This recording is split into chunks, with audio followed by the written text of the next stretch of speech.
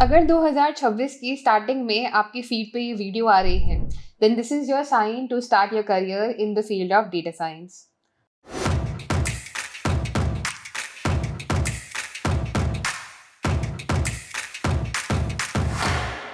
Hello everyone, welcome to WS cube tech channel. My name is Ayushi Jain and guys, आज की इस video के अंदर हम बात करने वाले हैं about an end to end road map to become a data scientist in 2026। इस वीडियो में हम डिस्कस करने वाले हैं कि कैसे आप एक डेटा साइंटिस्ट बन सकते हैं, क्या टूल्स चाहिए, क्या टेक्नोलॉजीज आपको आनी चाहिए, क्या सॉफ्ट स्किल्स आपको आनी चाहिए, आपके इंटरव्यू की प्रिपरेशन की स्ट्रैटेजीज कैसे रहने वाली है। ये सारी चीजें कवर होंगी इस वीडियो के अंदर।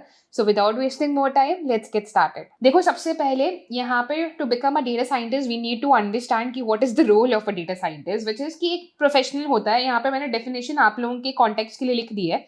सिंपल शब्दों में यहाँ पे मैं आपको बताती हूँ कि data scientist is a person who helps predict the future based on the data that was given to us from any company. कोई भी कंपनी का डेटा गिवन है, आप वो कुछ भी प्रिडिक्ट करना चाहते हैं, तो वहाँ पे डेटा साइंटिस्ट का रोल आता है। देखो, डेटा एनालिस्ट का आप लोगों को पता है कि अगर पास्ट का डेटा एनालाइज करना है तो वो डेटा एनालिस्ट के पास जाएगा, बट अगर if you want to predict what is going to happen in future, तो वहां पे बारी आती है डेटा साइंटिस्ट की। आप कितनी जगहों पे फोरकास्टेड डेटा देखते हो, जैसे कि बहुत सिंपल से एग्जांपल है, हम लोग सभी लोग रैपिडो, उबर ये सब यूज करते हैं, और कैसे प्राइसेस रोज चेंज होते रहते हैं, ट्रैफिक के हिसाब से प्राइसेस बढ़ जाते हैं, कम हो जाते हैं। तो again that is data science working in the background, right? कि वो लोग प्रिडिक्ट कर पा रहे हैं किस टाइम पे ट्रैफिक ज्यादा रहेगा, किस टाइम पे लोगों को अर्जेंसी ज्यादा रहेगी, और इसकी वजह से प्राइसेस भी हाई रहेंगे, डिमांड भी हाई रहेगी। तो ऐसे केसेस में प्राइसेस हाई चले जाते हैं। तो यहाँ पे data science is working in the background. तो ऐसे काफी सारी जगहों पे है जहाँ पे प्रिडिक्शन का यूज किया जाता है to predict for better results of your businesses, and वहीं पे डेटा साइंटिस्ट का रोल आता है। Second, what problems do they solve? Number one, predictive analytics, predicting which customers are likely to cancel a subscription. हमने कितने सारे projects देखे हैं, हम लोग चर्न से रिलेटेड कोई भी प्रोजेक्ट देखते हैं जहां पे किसी कस्टमर ने अब किसी कंपनी सर्विसेज यूज करनी बंद कर दी है। That is all churn indication based on predictive analytics. तो यहीं पे आता है predictive analytics. Optimization, determining the most efficient delivery routes for a logistic company, की कौन सा ज्यादा ऑप्टिमाइज है, कहाँ पे हम जल्दी डिलीवर कर पाएंगे, किस रूट से ज्यादा बेटर तरीके से डिलीवर कर पाएंगे, जहां पे ट्रैफिक या रोड ब्लॉकेज है, सब कुछ कंसिडर किया जाएगा। Personalization, building system that recommend the next movie you should watch. अब ये तो हम सभी को पता है कि हम नेटफ्लिक्स जब देखते हैं तो वहां पे कितने सारे रिकमेंडेशंस आते हैं बेस्ड ऑन जो भी हमने पास्ट में सीरीज या मूवीज देखी हैं। That is again data science working in action. अब नेक्स्ट यहाँ पे बात करते हैं कि distinction between the roles of a data analyst, data science and data and machine learning engineer. Actually देखो, काफी लोगों को डिफरेंस नहीं पता होता है, विच इज एक्चुअली फाइन। काफी लोग कंफ्यूज कर जाते हैं कि डेटा एनालिस्ट का रोल शायद ही डेटा साइंटिस्ट का रोल है, या फिर डेटा एनालिस्ट को सब कुछ आना चाहिए। But actually there are differences. हाँ, ये बात अलग है कि जहाँ पे कंपनीज के अंदर ये रोल्स डिफाइन नहीं है, वहां पे एक ही बंदा ये सब कुछ कर रहा होता है। हमारे केस में हम समझते हैं कि सबसे पहले आते हैं differences between data analyst, data science and machine learning engineer. Primary focus की सबसे पहले बात करते हैं। देखो, डेटा एनालिस्ट का काम क्या होगा? Simply interpretation of data, data में से पैटर्न निकालना। कौन सा डेटा? पास्ट का डेटा। ठीक है, पास्ट में जो डेटा है हमारे पास, उसके बेसिस पे पैटर्न्स निकालना। डेटा साइंटिस्ट वहीं पे क्या करता है? प्रोडिक्ट करता है फ्यूचर आउटकम्स को। तो फ्यूचर के डेटा पे काम नहीं करता है, अभी भी पास्ट के डेटा पे ही काम कर रहा है, बट फ्यूचर को प्रिडिक्ट कर पा रहा है। तो डेटा अभी भी उसके लिए वही है जो डेटा एनालिस्ट के लिए है, बट डेटा एनालिस्ट क्या निकालता है? वाई ऑफ द बिजनेस, की कोई भी चीज क्यों हुई। ठीक है, डेटा साइंटिस्ट निकालता है what will happen in future, कि अगर ऐसा ही चलता रहा तो आगे क्या हो सकता है, जिससे कि हम अपने बिजनेस के लिए बेटर डिसीजंस ले पाएं। And lastly, machine learning engineer putting models into production. इनका काम होता है कि ये मॉडल्स बनाते हैं जो कि आगे प्रोडक्शन की तरफ जाते हैं, जो कि एप्स के अंदर या अलग अलग जगहों पे इंटीग्रेट हो सके। नेक्स्ट आता है कोर टूल सेट। देखो, कोर टूल सेट की अगर मैं बात करूँ, अभी मैं बहुत ब्रीफली बात कर रही हूँ, आगे बहुत डिटेल में हम लोग बात करने वाले हैं। ऐसा मत समझना कि यही पढ़ के बन जाओगे तुम डेटा साइंटिस्ट, बट अभी हम लोग बहुत ब्रीफली चीजों को डिस्कस कर रहे हैं। सबसे पहले आता है एक्सेल, एसक्यूएल, टैब्ल्यू या फिर power BI. For a data analyst हमें पता है कि हम एक्सेल सीखेंगे, एसक्यूएल सीखेंगे, पावर बीआई या टैब्ल्यू में से एक कोई टूल सीख लिया तो भी हम डेटा एनालिस्ट बन सकते हैं। पाइथन उतना मैंडेटरी नहीं है। बट वहीं जब बारी आती है डेटा साइंटिस्ट की रोल की, तो पाइथन बहुत ज्यादा इंपॉर्टेंट रोल प्ले करता है। क्यों? क्योंकि जब तुम ये एल्गोरिथम्स लिखोगे जहां पे मॉडल प्रेडिक्ट कर पाए, तो कहाँ लिखोगे? पाइथन के अंदर लिखोगे। तो पाइथन इंपॉर्टेंट है, स्टैटिस्टिक्स इंपॉर्टेंट है, मशीन लर्निंग की लाइब्रेरीज इंपॉर्टेंट है, और आगे जाके जब हम लोग चीजों को डिस्कस करेंगे तो वहां पे मैं बोलूंगी कि सीक्वल भी इंपॉर्टेंट है। ठीक है, for a machine learning engineer, क्योंकि ये मॉडल्स को प्रोडक्शन में डालते हैं तो इनको एपीआईज के बारे में, डॉकर के बारे में, क्लाउड सर्विसेज के बारे में भी पता होना चाहिए। साथ ही साथ पाइथन के बारे में, मॉडल्स बनाने के बारे में भी पता होना चाहिए। देन आता है गोल। यहाँ पे गोल अभी जैसे हमने डिस्कस ही किया कि एक डेटा एनालिस्ट का गोल होता है टू आइडेंटिफाई कि what happened in your data, कब कैसे क्या हुआ था, कब सेल गिरी थी, कब सेल उठी थी, कब सेल पे कोई भी इम्पैक्ट आया था, किस प्रोडक्ट की वजह से आया था, क्या वो आगे आ सकता है, वो डेटा साइंटिस्ट बताएगा। ठीक है। एंड मशीन लर्निंग इंजीनियर का काम होता है टू टेल अस कि how do we scale the model, कि कोई भी मॉडल अगर उन्होंने बनाया है तो कैसे उसको स्केलेबिलिटी पे लेके जाया जा सके और बेटर बनाया जा सके और उसकी परफॉर्मेंस को एनहांस किया जा सके। तो ये कुछ बेसिक की डिफरेंसेस होते हैं between the roles of a data analyst, data scientist and machine learning engineer. अब बारी आती है स्पेशलाइजेशन की, जो कि मैंने यहाँ पे मेंशन किए हुए हैं। ऑल्दो एंड में मैं आपको ये पीडीएफ का लिंक भी शेयर कर दूंगी, ठीक है, जिससे कि आप लोग चेक मार्क्स लगा सको कि किसके अंदर, किस रोल के अंदर आपको जाना आपके लिए ज्यादा बेटर रहेगा। सो स्पेशलाइजेशन के लिए मैंने यहाँ पे मेंशन किए हुए हैं 3 तरह के रोल्स, कि आप प्रोडक्ट डेटा साइंटिस्ट भी बन सकते हो, डिसीजन साइंटिस्ट भी बन सकते हो, अप्लाइड साइंटिस्ट भी बन सकते हो, डेटा साइंस करके आगे जाके मशीन लर्निंग इंजीनियर भी बन सकते हो। नेक्स्ट यहाँ पे आता है रोल्स एंड रिस्पॉन्सिबिलिटीज, जो कि समझना काफी इंपॉर्टेंट है। काफी लोग कंफ्यूज कर जाते हैं between the roles and responsibilities of a data scientist. देखो, इनका काम भी डेटा कलेक्शन एंड क्लीनिंग होता है। क्यों, कब होता है? जब उनकी कंपनी के अंदर एक डेटा इंजीनियर नहीं है। तो यूजुअली क्या होता है कि ये काम डेटा इंजीनियर का होता है कि वो अलग अलग सोर्सेज से डेटा कलेक्ट कर रहे हैं, एक पूरी end to end pipeline create कर रहे हैं जहां पे डेटा एक वेयर हाउस के अंदर जाएगा और वेयर हाउस से चाहे डेटा एनालिस्ट को रिक्वायरमेंट है, डेटा साइंटिस्ट को रिक्वायरमेंट है, वो निकाल लें। बट ऐसा सब जगहों पे नहीं होता है। काफी जगहों पे ये डेटा साइंटिस्ट का ही काम हो जाता है कि उन्हें डेटा कलेक्ट भी करना है और क्लीन भी करना है। यूजुअली जो रॉ डेटा आता है ये उतना क्लीन नहीं होता, तो इसलिए उनका काफी ज्यादा टाइम सिर्फ और सिर्फ डेटा क्लीनिंग के अंदर, जहाँ पे मिसिंग वैल्यूज को हैंडल करना, आउटलायर्स को हैंडल करना, अब किस मॉडल के लिए उनको आउटलायर हैंडल करने की जरूरत है, कहाँ पे जरूरत नहीं है, ये सब आइडेंटिफाई करना काफी इंपॉर्टेंट हो जाता है। सेकंड आता है एक्सप्लोरेटरी डेटा एनालिसिस। अब देखो, डायरेक्टली आप लोग मशीन लर्निंग एल्गोरिथम्स नहीं लगा सकते। आपको पहले जानना जरूरी है कि कौन से फीचर्स इंपॉर्टेंट है जो कि आपके डेटा को इम्पैक्ट कर रहे हैं। तो उसके लिए पहले किया जाता है एक्सप्लोरेटरी डेटा एनालिसिस, जहाँ पे we use charts and statistics to find patterns and anomalies in our data.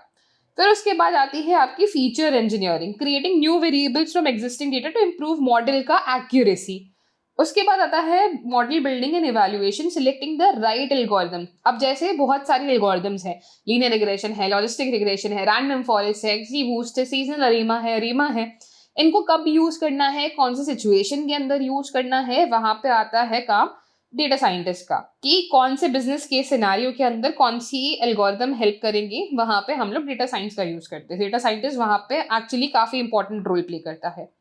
Deployment, another important factor, working with engineers to make sure कि जो भी मॉडल डेटा साइंटिस्ट ने बनाया है वो एक्यूरेटली उनके ऐप पे, वेबसाइट पे लाइव हो जाए और वो हेल्प भी कर पाए।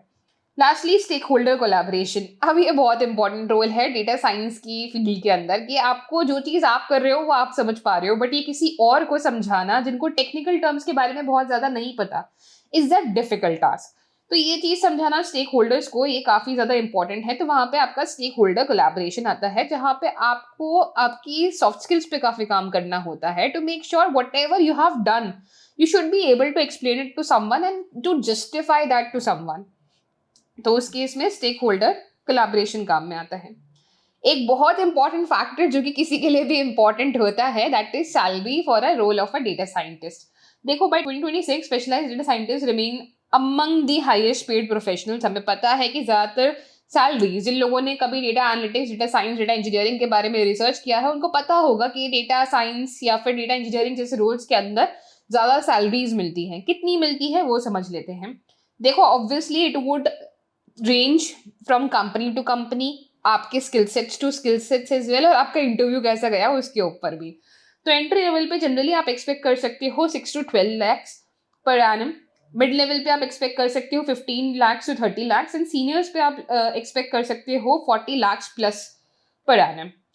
तो ये कुछ एस्टिमेटेड रेंजेस हैं सैलरीज की, जो कि एज अ डेटा साइंटिस्ट आप एक्सपेक्ट कर सकते हो। बट ये ध्यान रखना है कि यहाँ पे इन रोल्स को पाने के लिए आपके स्किल सेट्स भी उतने इंपॉर्टेंट होने जरूरी हैं। ऐसी सैलरीज मिलने के लिए आपके स्किल सेट्स अच्छे हों, साथ ही साथ जिस कंपनी में आप अप्लाई कर रहे हो क्या उनका बजट उतना है भी, वो भी काफ़ी इंपॉर्टेंट फैक्टर है। ऐसा नहीं कि हमारी स्किल सेट्स तो अच्छी है पर हमने किसी छोटी कंपनी में अप्लाई किया तो हम वहाँ नहीं एक्सपेक्ट कर सकते कि वो हमें इतना पे करेंगे। तो बहुत सारे फैक्टर्स हैं जो कि सैलरी रेंज को कंट्रीब्यूट करते हैं। तो उनका हमें ध्यान रखते हुए इन सैलरी रेंजेस को अंडरस्टैंड करना पड़ेगा। अब नेक्स्ट यहाँ पे सबसे इंपॉर्टेंट चीज़ आती है कि ये समझ लिया कि डेटा साइंटिस्ट कौन है, रोल्स क्या है, सैलरीज क्या है, बट अब सबसे इंपॉर्टेंट पार्ट कि पढ़ना क्या है डेटा साइंटिस्ट बनने के लिए, स्पेशली इन 2026 जहाँ पे एआई का इतना इंपॉर्टेंट रोल है। देखो, सबसे पहले आती है आपकी प्रोग्रामिंग। प्रोग्रामिंग करनी ही पड़ेगी, उसके लिए कोई चॉइस नहीं है। तभी जाओ डेटा साइंस फील्ड के अंदर अगर तुम्हारी मैथ्स बहुत अच्छी है और प्रोग्रामिंग के अंदर तुम्हें इंटरेस्ट है, क्योंकि ये करना ही पड़ेगा। ठीक है। What to learn is Python. Python के अंदर pandas, numpy, एडवांस एसक्यूएल जैसे कि जॉइंस, विंडो फंक्शंस, ये स्टार्टिंग के 2-3 महीने तक करो। अभी बेसिक प्रोग्रामिंग की बात कर रही हूँ मैं, मशीन लर्निंग लेवल की बात नहीं कर रही हूँ, बेसिक प्रोग्रामिंग की बात कर रही हूँ कि पाइथन के बेसिक्स को समझो। numpy, pandas, matplotlib, seaborn से एक्सप्लोरेटरी डेटा एनालिसिस करो। साथ ही साथ एसक्यूएल सीखो। एसक्यूएल में joins, window functions, common table expression, सब क्वेरीज को कैसे यूज करते हैं, ये इजीली आपको 2 से 3 महीना ले लेगा। प्रैक्टिस करने के लिए बहुत अच्छा प्लेटफॉर्म आपके पास है। आप लीड कोड पे जा सकते हो, आप हैकररैंक पे जा सकते हो। ठीक है।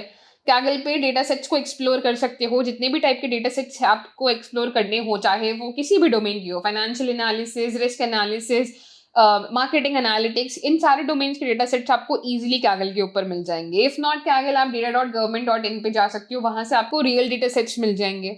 उसके अलावा सेकंड नंबर पे हमारे पास आता है after programming maths and statistics, जो कि आप बिल्कुल नहीं कॉम्प्रोमाइज कर सकते, specially in the field of data scientist. क्योंकि जो आपकी मशीन लर्निंग एल्गोरिदम्स हैं उनको समझने के लिए, आपको समझने के लिए, आपको तो समझना ही पड़ेगा क्योंकि आप उन्हें बिल्ड कर रहे हो, तो उनको समझने के लिए आपको मैथ्स और स्टैटिस्टिक्स की बहुत अच्छी नॉलेज होना जरूरी है। जहां पे आ जाता है आपका probability, linear algebra, hypothesis testing, P values क्या होती हैं, ए बी टेस्टिंग क्या होती है, और इसमें आपको इजीली 1 महीना लग सकता है। ये बहुत कम बता रही हूँ मैं कि इजीली आपको 1 महीना यहाँ पे लग सकता है मैथ्स एंड स्टैटिस्टिक्स को समझने के लिए। ये मैं तब बता रही हूँ जब आपको पाइथन की बात करना है। पहले पाइथन के बेसिक्स कर लो, एसक्यूएल समझ लो कि डेटा से मैनिपुलेशन हम लोग कैसे कर सकते हैं, फिर जाओ स्टैटिस्टिक्स के ऊपर। एंड देन उसके बाद आप जा सकते हो into the field of machine learning and deep learning की रिग्रेशन क्या होता है, क्लासिफिकेशन क्या होता है, क्लस्टरिंग कैसे करते हैं, कितनी टाइप्स ऑफ क्लस्टरिंग क्या होती है, न्यूरल नेटवर्क्स क्या होते हैं। और इन सबको सीखने में आपको इजिली 3 या मोर मंथ्स लग सकते हैं। मैंने यहाँ पे 3 मंथ्स का ड्यूरेशन लिखा है, बट हाँ 3 या 3 से ज्यादा लग सकते हैं। क्यों? टॉपिक्स छोटे लग रहे हैं यहाँ पे, बट जैसे जैसे इन डेप्थ जाते जाओगे आप काफी सारी चीजों के बारे में सीखोगे। कब ट्रेन टेस्ट स्प्लिट यूज करना है, क्रॉस वैलिडेशन कब यूज करना है, कौन सा अच्छा होता है, कौन सा हमारे मॉडल को मोर एक्यूरेट बनाएगा, कैसे हम हमारे डेटा को और फिट बना सके फॉर दी एनालिसिस, ये सारी चीजें कवर होगी इस machine learning and deep learning के टॉपिक में। उसके बाद आता है आपकी एआई असिस्टेड वर्कफ्लोज। अब देखो, इन 2026 अगर आप प्लान कर रहे हो to become a data scientist, आपको बहुत सारे काम हैं जो कि मैनुअली आपको करने पड़ेंगे, बट आप उनको अवॉइड करवा सकते हो, जो कि आपको एक अच्छा डेटा साइंटिस्ट बनाएगा। वो कैसे अवॉइड करवा सकते हो? मतलब आप वो काम ना करो, बट आपके लिए एक एजेंट वो काम करे, जहां पे आप वर्कफ्लो सीख सकते हो बनाना। What to learn is prompt engineering for data science. कैसे हम एलएलएम्स के थ्रू एक्सप्लोरेटरी डेटा एनालिसिस को ऑटोमेट कर सकते हैं, कैसे हम वेक्टर डेटा बेसिस के ऊपर काम कर सकते हैं, टूल्स जैसे कि लैंगचेन, कर्सर, हगिंग फेस को कैसे आप यूज कर सकते हो, एन10 को कैसे आप यूज कर सकते हो, ये सारी चीजें आ जाएंगी आपकी एआई असिस्टेड वर्कफ्लोज के अंदर। तो इनको भी आपको सीखना काफी ज्यादा इंपॉर्टेंट है। अब सवाल ये आता है कि चीजें तो मैंने इतनी सारी मेंशन कर दी हैं कि मैंने यहाँ पे एसक्यूएल के बारे में बात करी, पाइथन के बारे में बात करी, machine learning algorithms, maths, statistics के बारे में बात करी, डिप्लॉयमेंट के बारे में बात करी कि ये प्रोजेक्ट्स जब बनेंगे तो इनको डिप्लॉय भी करना पड़ेगा। तो ये सारी चीजें हम सीखेंगे कहाँ से? वहीं पे आता है WS क्यूब का data science program with AI specialization, which is perfectly made for you, जहां हम ये सारी चीजें कवर करने वाले हैं, साथ ही साथ 10 से भी ज्यादा प्रोजेक्ट्स पे काम करने वाले हैं, ताकि आपकी हर डोमेन के अंदर अंडरस्टैंडिंग और ज्यादा इंप्रूव और ज्यादा एनहांस हो सके। इस प्रोग्राम के अंदर आप सीखेंगे from the top industry mentors, आपको साथ ही साथ मिलेगा प्लेसमेंट सपोर्ट एज वेल। देखो, as an individual, as an student, हम लोग काफ़ी परेशान होते हैं कि जब हम किसी कोर्स के लिए साइन अप करते हैं, एक बहुत बड़ी एक्सपेक्टेशंस हमारी होती हैं कि हमने इतना अमाउंट पे किया है तो उसके बदले में हमें एक अच्छी जॉब मिल जाए एटलीस्ट। एंड वही एक्सपेक्टेशंस लेके हम लोग हमारा हार्डवर्क पुट करते हैं, एंड वहीं पर WS Cube tech has got you covered. We know कि आपने कितनी मेहनत करी है throughout the program, we know कि आपने कितना इन्वेस्ट किया है, not just in terms of money but in terms of your time as well. And उसी को फ्रूटफुल बनाने के लिए हम आपको प्रोवाइड करते हैं with the placement support as well. साथ ही साथ विद इन द कोर्स आपको सारे रिक्वायर्ड रिसोर्सेज जैसे कि cheat sheets, notes, case studies, projects, इन सभी चीज़ों पे काम करने को मिलेगा। तो if you are someone who wants to make their career in data science and want to join our WS Cube's data science program with AI specialization, then the link to this program is given in our description. Check it out now. आगे बढ़ते हैं guys और समझते हैं कि कैसे हम लोग प्रोजेक्ट्स एंड पोर्टफोलियो को डेवलप कर सकते हैं, क्योंकि सिर्फ काम करना टूल्स पे काफ़ी नहीं है, दूसरों को दिखा पाना कि आपको एक्चुअली काम आता है वो बहुत ज़्यादा इंपॉर्टेंट है, तभी आपको एक्चुअली जॉब मिलेगी, राइट? तो उस केस में हम लोग यहाँ पे सबसे पहले समझते हैं कि आपके पास 2 से 3 प्रोजेक्ट्स तो होने ही चाहिए, ये बेयर मिनिमम बता रही हूँ। 4 से 5 हो तो ज़्यादा बेटर रहेगा। इसमें आपके बिगिनर प्रोजेक्ट्स के अंदर आपके एक्सप्लोरेटरी डेटा एनालिसिस आ सकते हैं, जहाँ पे आपने डेटा को एनालाइज किया हो, बेसिक ट्रेंड्स निकाले हों, उसके बेसिस पे आपने चार्ट्स बनाए हों। सेकेंड लेवल का प्रोजेक्ट जो कि आपके पास हो सकते हैं वो हो सकते हैं बेस्ड ऑन प्रेडिक्टिव मॉडलिंग, जैसे कि आपने प्रिडिक्ट किया हो कि कौन सा customer could be a risk to a bank. Churn predictions काफ़ी फेमस होते हैं, तो उनके अराउंड आप लोग कोई प्रोजेक्ट बिल्ड कर सकते हैं। End to end AI applications भी आप बिल्ड कर सकते हो, इसके प्रोजेक्ट्स भी काफ़ी पॉपुलर होते हैं। तो ऐसे काफ़ी सारे प्रोजेक्ट्स हैं इन दी मार्केट जो कि आप बिल्ड कर सकते हैं।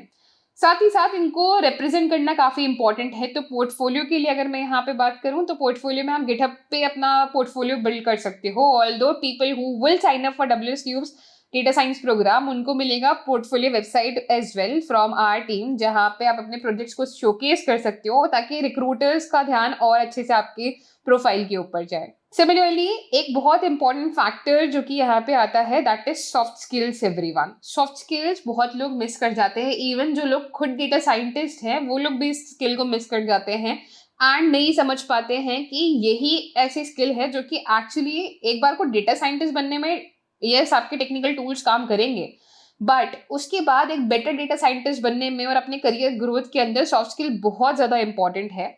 वहीं पे सबसे पहले आता है आपका डेटा स्टोरी टेलिंग। जो भी चीज़ आपने की है उसको आप नहीं समझा पा रहे हो, then you are not good of a storyteller and वहीं पे आपकी काफ़ी लैकिंग आ जाएगी उन स्किल्स के अंदर जो कि एक्चुअली आपने अप्लाई की है through technical tools. So make sure you are a good storyteller. You can explain whatever you have done to someone in such a way कि उनको समझ में आए with respect to their business context कि कैसे आपने जो चीज़ करी है वो उनके बिजनेस को ग्रो करने में हेल्प करेगा। सेकेंड आता है बिजनेस इंट्यूजन। अब कंपनीज के बारे में आपको जानना जरूरी है। आप जिस भी कंपनी के अंदर काम कर रहे हो, जिस डोमेन के अंदर आप काम कर रहे हो, उसकी नॉलेज अगर आपको है तो वो आपको काफी ज्यादा हेल्प करने वाला है। तो बिजनेस इंट्यूजन इंपॉर्टेंट है। स्टेक होल्डर मैनेजमेंट, अंडरस्टैंडिंग कि कैसे हमें हमारी चीज़ों को कन्वे करना है, कैसे कभी अगर हमारा मॉडल सही से नहीं परफॉर्म कर पा रहा है तो इस सिचुएशंस को कैसे हैंडल करना है, ये भी एक बहुत इंपॉर्टेंट स्किल है जो कि किसी के भी पास होनी चाहिए। तो यहाँ पे आपकी सॉफ्ट स्किल काम में आती है। एंड लास्टली अब मैं अगर यहाँ पे बात करूँ तो that is interview preparation and strategy. एक इंपॉर्टेंट पार्ट जो कि यहाँ पे लास्टली लाई करता है वो है इंटरव्यू प्रिपरेशन। देखो, इंटरव्यू प्रिपरेशन की केस में अब आपको मेक श्योर करना है आपके पास कुछ चीज़ें हैंड्स ऑन रेडी हो, जैसे कि आपका रेज्यूमे। रेज्यूमे की केस में मेक श्योर करना कि आपका रेज्यूमे ATS फ्रेंडली हो। हमने काफ़ी सारे वीडियोस डाले हुए हैं इसी चैनल के ऊपर जहाँ पे हमने सिखाया हुआ है कि आप कैसे एक ATS फ्रेंडली रेज्यूमे बना सकते हैं। फोकस करना है इम्पैक्ट के अंदर कि जब आप रेज्यूमे बना रहे हो तो कोशिश करना कि ये दिखा पाओ। ये नहीं दिखाना है कि चर्न बताया और मैंने चर्न प्रिडिक्ट करवाया या मैंने सेल्स की वैल्यूज को प्रिडिक्ट किया, फोरकास्ट किया। हमें दिखाना कि उससे इम्पैक्ट क्या हुआ किसी भी बिजनेस को। तो अगर if you are someone who has an experience then you can show an impact. If you are not someone who is experience, still आपके पास डेटा तो होता ही है। आप काफी ज्यादा अपने इम्पैक्ट को डिफाइन कर सकते हो कि आपने कितनी एक्यूरेसी लेके आए आप मॉडल के अंदर थ्रू योर एनालिसिस और थ्रू योर मॉडल क्रिएशन।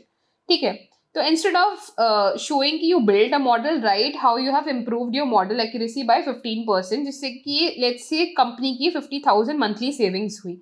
अब एक्सपीरियंस के केस में आप ये लिख सकते हो, एक्सपीरियंस नहीं है तो बस इतना सा ही मेंशन कर देना कि आपने एक्यूरेसी इंप्रूव करी bye implementing so and so methods. ठीक है, द पोर्टफोलियो बहुत इंपॉर्टेंट है। जैसे कि मैंने बताया था, गिटहब पे आपको अपना पोर्टफोलियो बनाना है एंड वहाँ पे आपकी रीडमी फाइल जरूर ऐड करना हर प्रोजेक्ट के साथ, जहाँ पे आप उसका अच्छे से डिस्क्रिप्शन दे सको। अपनी पोर्टफोलियो को अच्छे से मेंटेन करके रखना। टेक्निकल राउंड्स के प्रिपरेशन के अंदर अगर मैं बात करूँ तो हमेशा मेक श्योर करना कि आपको किसी भी चीज़ का वाई पता हो, कि कोई भी चीज़ करेंगे तो क्यों करेंगे। व्हाट पे फोकस कम करना, वाई पे ज़्यादा करना। व्हाट तो पता खैर होना ही चाहिए, पर why will be more asked in the interviews कि क्यों हम रैंडम फॉरेस्ट ना यूज करके XGBoost को यूज करेंगे, वो आपको पता होना चाहिए। तो यहाँ पे वाई को बहुत इंपॉर्टेंटली फोकस करना है। केस स्टडीज पे काम करते रहना, काफ़ी सारी केस स्टडीज हैं डिफरेंट ब्रांड्स की जो कि आप रीड कर सकते हो। उनसे आपकी लर्निंग काफ़ी एनहांस होगी इन terms of understanding of businesses plus the understanding of कि कैसे जो डेटा साइंस आप पढ़ रहे हो वो एक्चुअली इंप्लीमेंट हो पाएगा रियल लाइफ सिनारियोज के अंदर। क्योंकि देखो, जब हम पढ़ रहे होते हैं तो उस टाइम पे हमें इतनी क्लियर पिक्चर नहीं होती है कि ये सारी चीज़ें किसी भी बिजनेस के अंदर कैसे इंप्लीमेंट होंगी। बट जब आप चीज़ों को पढ़ना स्टार्ट करते हो, केस स्टडीज देखोगे, पढ़ोगे, देखोगे कि कैसे बिजनेसेस ने ग्रो किया है by using the art of finding insights from data, तो वहीं पे आपको समझ में आएगा कि कैसे आप भी अपने स्किल सेट्स को अप्लाई करके किसी भी बिजनेस को ग्रो करवा सकते हो and helps you build the confidence as well. तो केस स्टडीज को पढ़ना काफ़ी इंपॉर्टेंट है। ठीक है, ये आपका इंटरव्यू प्रिपरेशन की स्ट्रैटेजी में मैं इन्वॉल्व कर रही हूँ। प्रैक्टिस तो करते रहना, जितने भी प्रोजेक्ट्स बनाए हैं उनकी प्रैक्टिस करते रहना, सीक्वल की प्रैक्टिस करते रहना, और बेटर से बेटर आंसर दे पाओ उसके ऊपर, वाई के ऊपर काफ़ी फोकस करना, अपनी सॉफ्ट स्किल्स के ऊपर बहुत ज़्यादा फोकस करना। लास्टली एक ब्रीफ ले लेते हैं यहाँ पे कि ये जो मैंने 6 से 12 महीने का आपको रोड मैप दिया है, या इसके अंदर हम लोग क्या क्या कवर कर रहे हैं। तो बेसिकली सबसे पहले फाउंडेशन आते हैं, जहाँ पे आता है आपका Python, SQL and basic statistics. ठीक है, जहाँ पे आपको 1 से 2 महीने लगेंगे। डेटा रैंगलिंग यानी कि exploratory data analysis, data cleaning and visualization करना। 5th to 7th मंथ के अंदर, मैं यहाँ पे 5 से 7 महीने नहीं बोल रही हूँ, 5th to 7 मंथ के अंदर, जैसे 1 to 2 मंथ में ये, 3 to 4 मंथ में ये, and 5th to 7th month के अंदर आपको मशीन लर्निंग यानी कि supervise and unsupervise machine learning पे काम करना है। 8th and 9th के अंदर आप मॉडर्न AI एंड NLP पे जंप कर सकते हैं। And lastly 10th and 12th के बीच में आपका डिप्लॉयमेंट एंड पोर्टफोलियो के ऊपर आप काम कर सकते हैं। तो ये हो गया आपका पूरा रोड मैप जो कि कवर करता है 6 to 12 मंथ। अब ये तो आ गया 2026 का एंड। अगर आप ये स्टार्ट करोगे 2026 के स्टार्टिंग में, तो डेटा साइंटिस्ट बनते बनते आपको आ जाएगा 2026 का and, which is a long time, right? And that's why WS CubeTech has got you covered. देखो, जब हम किसी स्ट्रक्चर के साथ नहीं पढ़ते हैं, जब हमारे पास एक डिटेल्ड गाइडलाइंस नहीं होती है कि क्या और कितना पढ़ना है, कौन से प्रोजेक्ट करने हैं, कहाँ से करने हैं, किस टाइप के करने हैं, तो उस केस में हमारा टाइम ऑब्वियसली काफ़ी ज़्यादा टाइम खराब होता है। एंड वहीं पे आता है WS Cube का data science program with AI specialization, जहाँ पे within 6 to 7 months will help you become a data scientist, जहाँ पे आपको टूल्स की नॉलेज होगी, आपके पास रिज्यूमे होगा, पोर्टफोलियो रेडी होगा, सॉफ्ट स्किल्स आपके पास होंगी, इंडस्ट्री मेंटोर के साथ आपके जैम सेशंस हुए होंगे जहाँ पे आपने ये सारी चीज़ें कवर की हैं। तो this will actually help you fasten up your career journey as well. So if you're someone who is interested in data science program by WS Cube, then the link is given in our description.